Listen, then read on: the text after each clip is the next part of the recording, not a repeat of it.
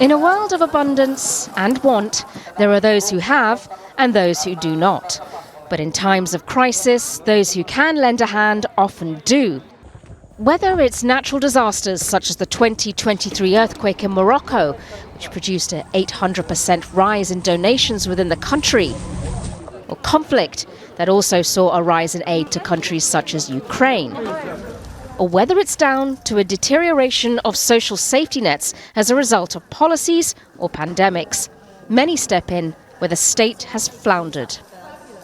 This year, the 5 most generous countries are Indonesia, Kenya, Singapore, the Gambia and Nigeria. That's based on donations, volunteering and how often people help a stranger. The UK is among the top 10 financial donors to charities in the world, but only a quarter of people polled said that they volunteered to help others, putting it at number 22 on the World Giving Index. It's part of a trend during which the UK has steadily reduced its spending on overseas aid as part of the previous government's policies. The new government has promised to reverse that, but that's also down to the UK's own financial constraints. I don't think that's particularly surprising when you think of some of the social and economic challenges that everyone's been dealing with the cost of living. But what I do think is important is we, at a policy level, need to find really effective ways. How do we need to knock down the barriers and support people to give more?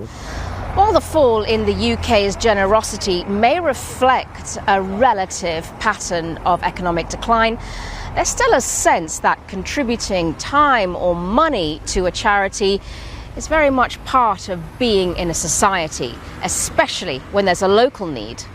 Where I live, just outside North London, they were going to close the local library, and so all the local people got together, and we now run it as a community library. Well, done triathlon, done a couple of cycling events for charity, which raised quite a bit of money.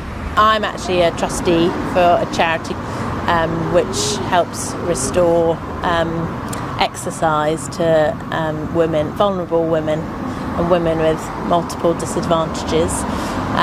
So I give my time in helping that way.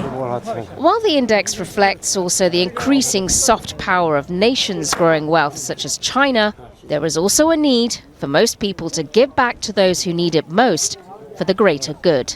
Sonia Gallego, Al Jazeera, London. Make sure to subscribe to our channel to get the latest news from Al Jazeera.